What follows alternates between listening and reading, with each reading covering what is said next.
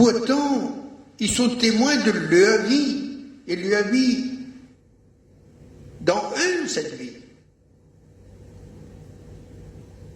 Les ressentiments qu'on a parlé tout à l'heure, les sentiments, exprimés au ressenti, c'est à l'intérieur de nous qu'on ressent, dans notre calme d'homme.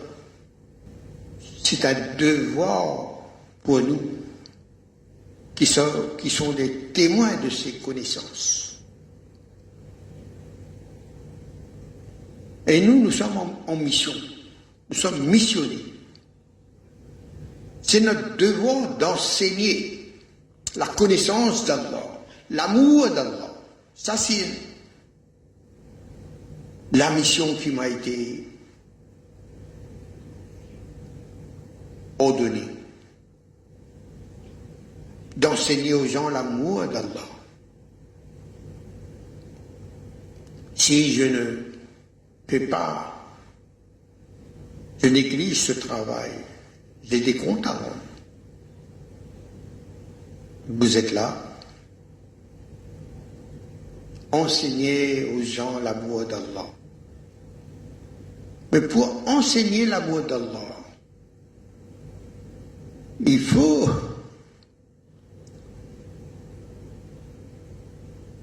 il faut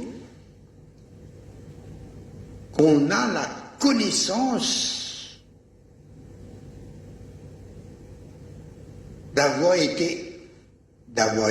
comment dire, d'être aimé par Allah.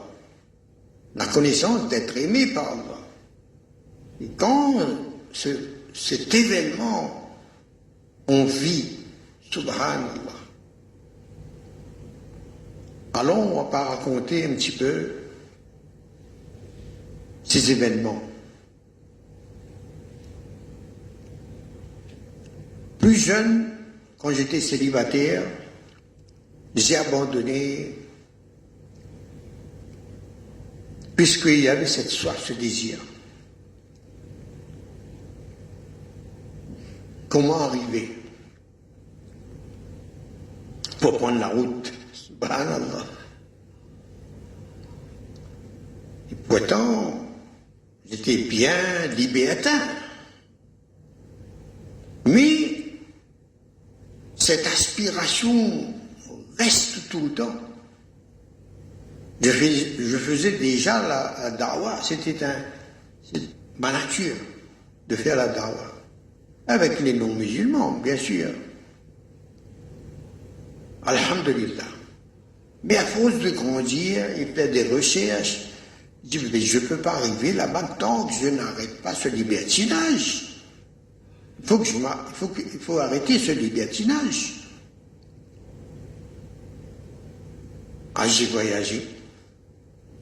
Dans les voyages dans certains pays, j'ai commencé à rechercher ces gens d'Allah. Alors quand je regarde s'il y a un tasbih dans la main, une grande barbe, physique, en Turquie, en Syrie, au Liban, en Irak, en Iran, au Pakistan,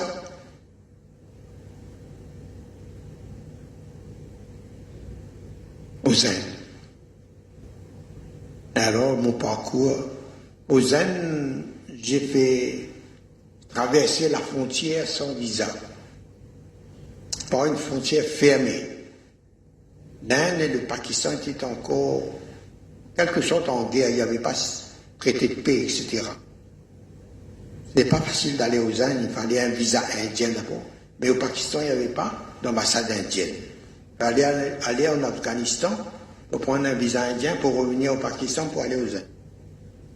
Je suis allé à la frontière, mais il nous manquait. Il n'y a plus d'argent.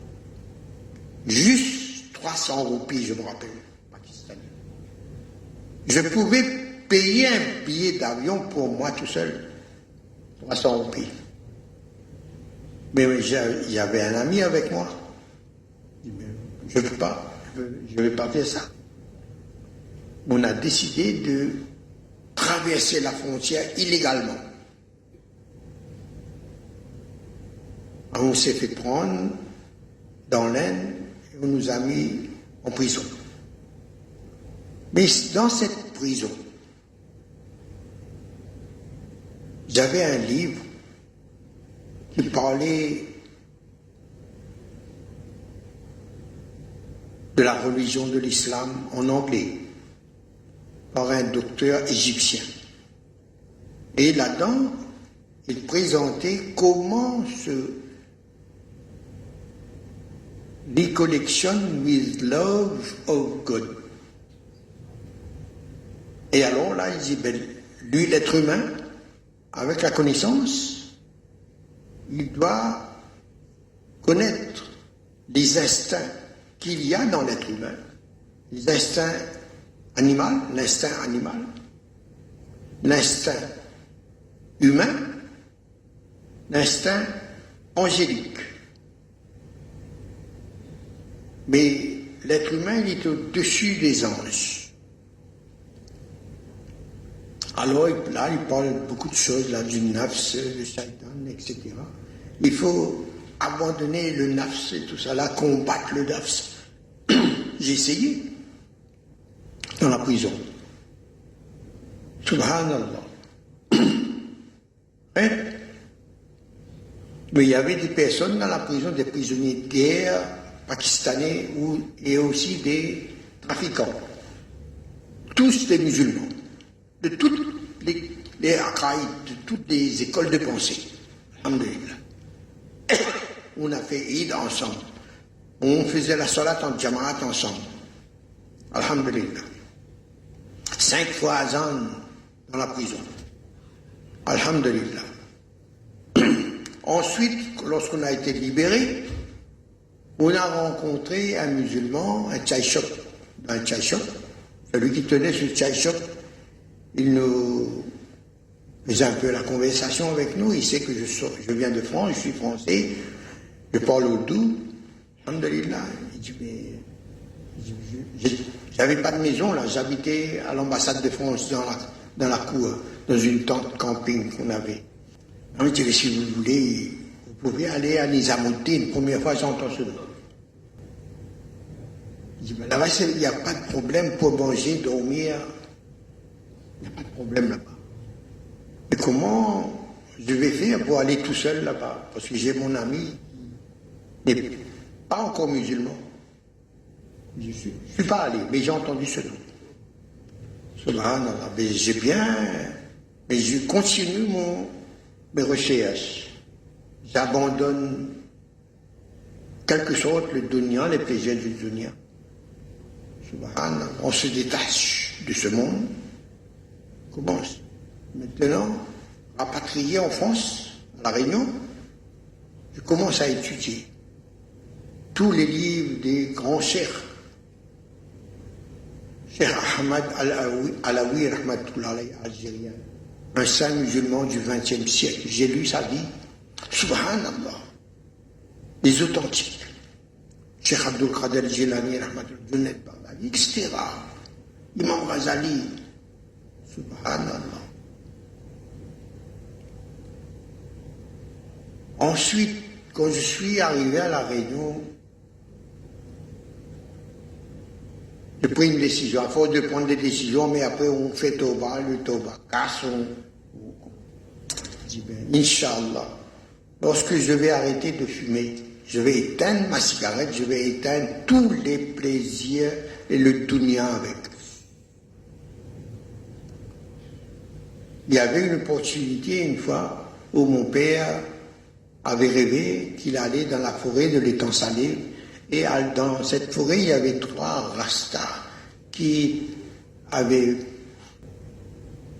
squatté la forêt pour élever des cabris, bœufs. Squatté, c'est au gouvernement ça.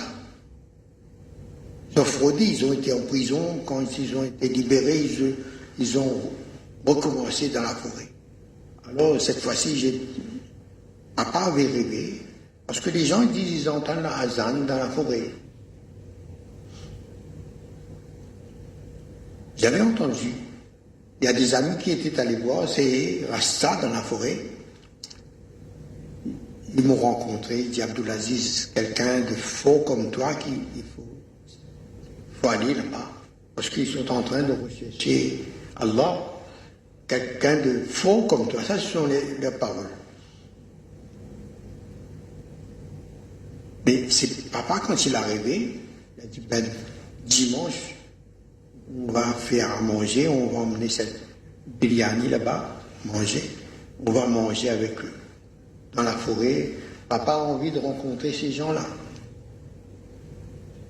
On arrive devant la forêt, on ne sait pas comment entrer, dans quelle direction pour aller trouver ces gens-là. Arrivé devant la forêt, on entend tchac, tchac, tchac, quelqu'un qui est en train de couper des herbes pour les cabris, sûrement. Rasta.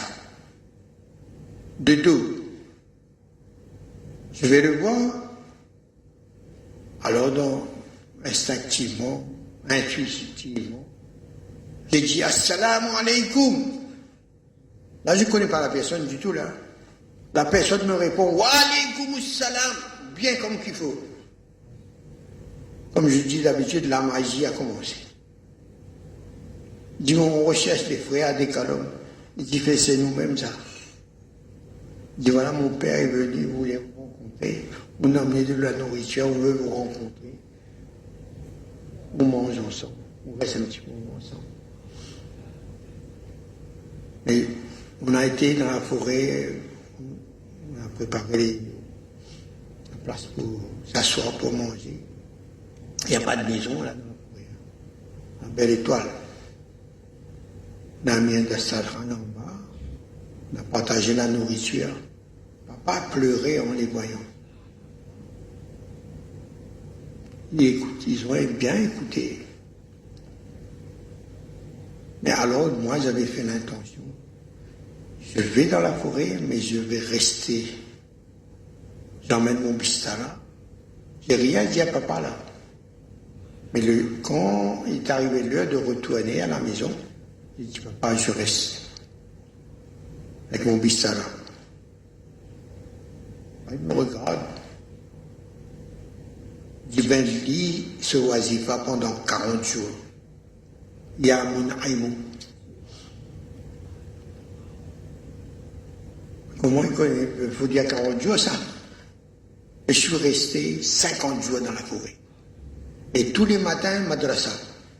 Alors, il y a 2 là-dedans qui ont appris à lire le Coran Sharif avec Tajwid. Tous les maslas, les masaïl que j'ai pu partager avec eux. Et à un moment donné, le Jum'an, moi, j'y allais à pied. Au moins près de 8 km. On allait de bonne heure, de l'étang salé jusqu'à Saint-Louis. Subhanallah. La première fois qu'ils sont venus avec moi, avec le loc, ils savaient faire le oiseau, hein, déjà ils avaient appris. Mais avant de les rencontrer, quand ils allaient uriner, ils prenaient une douche entière. Alors, arrivé à la masjid pour faire le ouzou, ils s'assoient pour faire le ouzou. Alors, les autres musulmans qui arrivent à côté d'eux disent, ben, convertis. Il dit, oui. Il dit, mais ça, il n'y a pas le droit, ça. Et l'autre. Il dit, ah bon? Il dit, où vendre mini-jupe dans le magasin, on a le droit? Prends l'argent, l'intérêt, la banque, on gagne droit? Subhanallah. Et puis ce jour, quand ils viennent, et puis ils sont accompagnés de moi, tranquille. Ensuite, Allah même a mis dans leur cœur pour enlever le loc, pour faire 4 temps tout. Mais après ces événements, quand j'ai refait encore 40 jours, itikaf dans ma gîte. Subhanallah. Mais là, j'ai commencé à ressentir beaucoup de choses. Il n'y avait pas de chef encore là. Mais je prenais des initiatives personnelles. J'avais éteint ma cigarette quand je suis rentré dans la forêt. Depuis ce jour, tous les plaisirs du monde, du dunya, fini. Le dunya même, j'ai donné talak au dunya.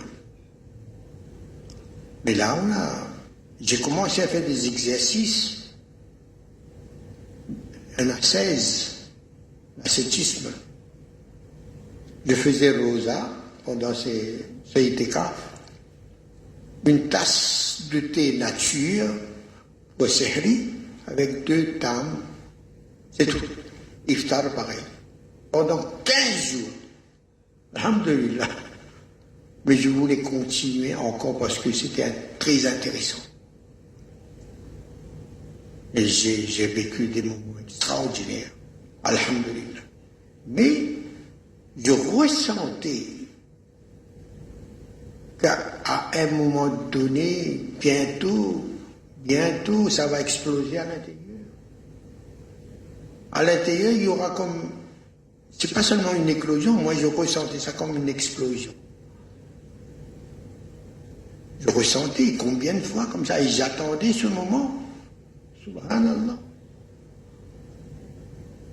Il y avait des rêves, et puis après, j'ai rêvé à mon stade qui me donnait une position pour faire le zikrullah. J'étais allé le voir. J'avais exprimé ma reconnaissance pour ce qu'il m'a appris, beaucoup appris avec. C'est un alim complet. J'étais allé le voir pour lui faire part que j'ai rêvé de lui. Il me donnait une position pour faire le zikr. Là, il me dit, quand je suis arrivé, il y avait des élèves en train d'apprendre avec lui le madrasa chez lui. Quand je suis arrivé, il m'a regardé avec un air grave. Il a dit à tous les enfants, allez à la maison, tuté. Là, il m'a accueilli. J'ai dit Abdulaziz, j'ai eu l'ijazat de khilafat. J'ai dit, mais Abdulaziz, je n'ai pas la capacité de faire ce travail. Un grand alim, bon stade. Je n'ai pas la capacité. Et lui, on ne comprenait pas, mais quand on était enfant dans le madrasa, souvent le matin, après Fajr, il allait au bord de la mer en face. Il faisait le zikrullah, mais on ne comprenait pas. Il dit Abdulaziz, alhamdulillah, Allah t'a donné iman. Il dit, mais moi, je n'ai pas la capacité. Il y a mon cher qui vient tous les ans dans Ramzan. Je vais te faire rencontrer, mon cher.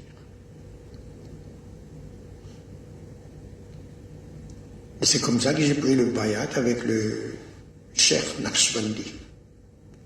Grand. Mais quand il parle seulement ayat Coran. Ce bayat, c'est ayat Coran. Moulana Abrar, il a confirmé ça avec moi.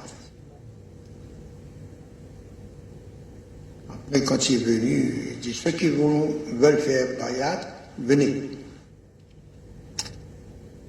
Reste tranquille, là, j'attends un feeling, quelque chose comme ça. Et j'entends la voix de mon oustad juste derrière lui. Et Abdelaziz, fini l'amour. Il a pris le bayat. Je ne regrette pas. J'ai beaucoup appris. Aujourd'hui, les leçons que je vous donne dans le zikr et la taïf, j'étais initié. Mais à l'époque, des explications que vous avez facilement.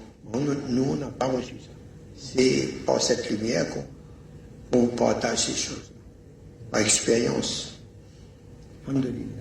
Donc c'est à ces événements-là qu'on ressent avant.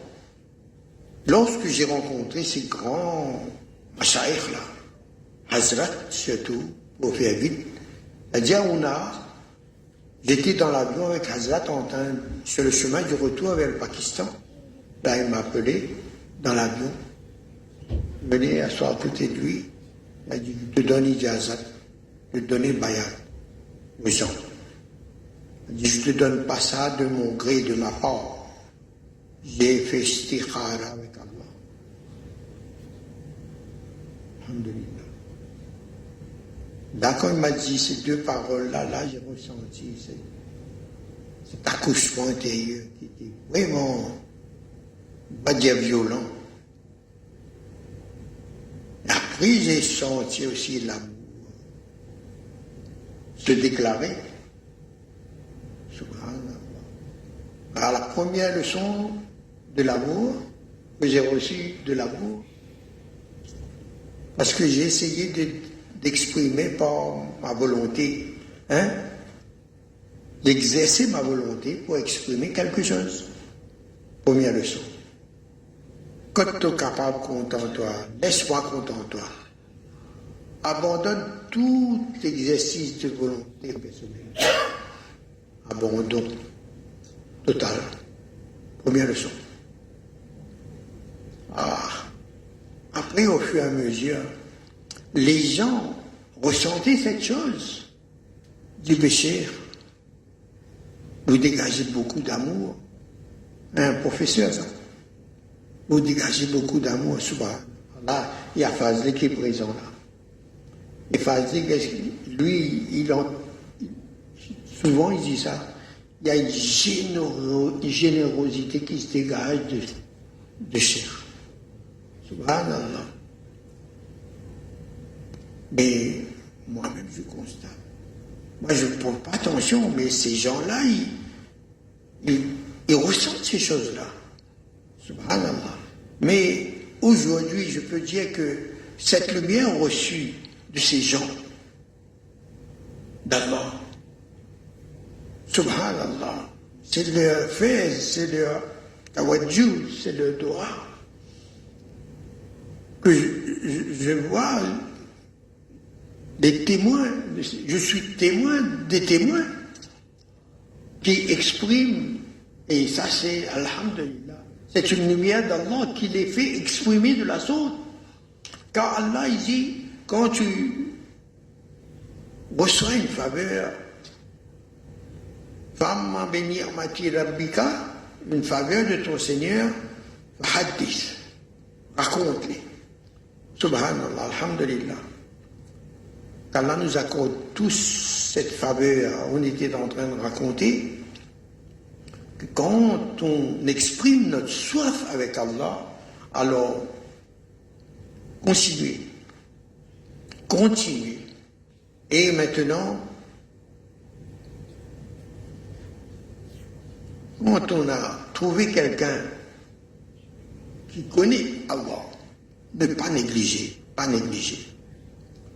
Et Allah, il nous donne des leçons. Leçons à Rasulullah sallallahu alayhi wa sallam, l'ordre. Allah lui donne l'ordre. Oh mon bien-aimé, tous ces croyants qui prétendent m'aimer, qui déclarent qu'ils m'aiment,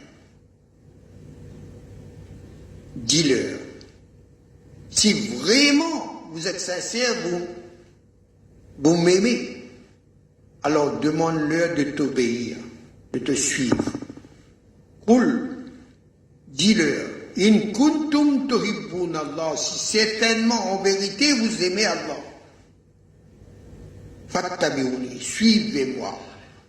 Alors ça, suivez-moi là, son tafsir un petit peu. Suivez Rasulullah sallallahu alayhi wa sallam, qu'est-ce que ça veut dire? Le comportement de Rasulullah sallallahu alayhi wa sallam, sa vie, c'est la sunna. Son comportement, c'est la sunna. Le comportement, c'est les actions de Rasulullah sallallahu alayhi wa sallam. Mais la réalité de la sunna, des actions, du comportement noble de Rasulullah sallallahu alayhi wa sallam, cette noblesse, c'est quoi? Cette noblesse, c'est d'être au service des sifat d'Allah. Les sifat d'Allah qui connaît. Alors dans son comportement, à chaque fois, ce comportement-là est excellent et meilleur que la dernière fois. L'excellence, l'état d'ihsan de Rasulullah sallallahu alayhi wa sallam. Mais comme la sunna, c'est l'action, le comportement de Rasulullah sallallahu alayhi wa sallam, Et les actions, lui-même, Rasulullah sallallahu alayhi wa sallam, il nous enseigne innamal a'malu bin-niyya, que les actions ont une valeur relativement à leur intention. Donc l'intention est capitale, c'est la base de notre vie, notre comportement, notre action. L'intention. L'intention, c'est une décision que l'on prend, que l'on projette ensuite. Mais cette intention, qui est la base de nos actions, il faudrait la réalité de l'intention de Rasulullah sallallahu alayhi wa sallam, la connaissance de la réalité de l'intention de Rasulullah sallallahu alayhi wa sallam. Avoir la connaissance de cette réalité. Pour que, lorsqu'on connaît la réalité de l'intention de Rasulullah sallallahu alayhi wa sallam, confirmée par Allah dans le Coran Sharif, celui-là, ce serviteur-là, il n'agit jamais de sa passion, de son ego. Son intention est en harmonie avec l'intention d'Allah subhanahu wa ta'ala. Ça, c'est la lumière muhammadiyya. Et cette lumière muhammadiyya se trouve dans n'importe quelle poussière d'atomes dans l'existence, visible ou invisible. Et par cette lumière de la réalité de la lumière muhammadiyya, que chaque poussière d'atomes, chaque création exprime par la pureté de la lumière de Rasulullah sallallahu alayhi wa sallam, la lumière d'Allah. L'intention est en harmonie avec l'intention d'Allah, avec le désir d'Allah, avec l'ordre d'Allah. Des grands poèmes des sages, des Hukama, des sages, des Arif Billah. Ils ont écrit ces quelques vers, subhanallah, hasbi rabbi jallallah, je me fie à Allah. Ma fi qalbi ghayrullah, pas ma volonté. Et dans mon cœur, il n'y a rien d'autre qu'Allah. Il n'y a pas autre qu'Allah. Ma fi qalbi ghayrullah. Dans mon cœur, il n'y a pas autre qu'Allah. Ma fi qalbi ghayrullah. Nour et Muhammad sallallahu haq. Vérité. Cette lumière de Muhammad, Nour et Muhammadiyya, c'est sur le plan de la lumière du cœur de Rasulullah sallallahu alayhi wa sallam que cette lumière a été créée. Comme cette lumière qu'il y a dans le cœur de Rasulullah sallallahu alayhi wa sallam. Et c'est par cette lumière qu'Allah manifeste sa lumière, ses beautés. Ça, c'est l'archétype universel pour tous. Les messagers aussi, ils avaient connaissance de la réalité de Rasulullah sallallahu alayhi wa sallam, même s'il n'était pas encore apparu. Mais cette réalité, c'est la première chose qu'Allah a créée. Et à partir de cette réalité, toutes les choses existent. Maintenant, quand Allah il enseigne à Rasulullah sallallahu alayhi wa sallam, il ordonne à Rasulullah sallallahu alayhi wa sallam, Qul in kuntum tuhibbuna Allah fattabi'uni yuhibbukumullah. Si vous désirez la face d'Allah, vous désirez ressentir l'amour d'Allah, vous désirez être dans le service d'Allah, vous désirez retourner à votre véritable nature, alors suivez Rasulullah. Obéissez-le. Alors il faut faire l'intention quand on pratique un ordre d'Allah, il pour apprendre à pratiquer d'après le mode de vie de Rasulullah sallallahu alayhi wa sallam. Et son mode de vie, tawhid d'abord. Place ton intention d'abord comme qu'il faut. Place ton intention dans l'axe de l'harmonie. Tu verras ta vision à son plaisir uni. Subhanallah.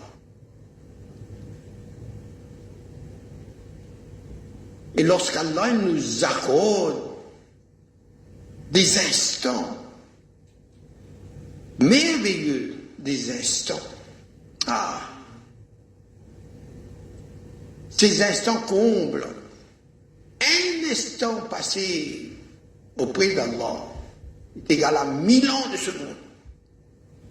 Subhanallah.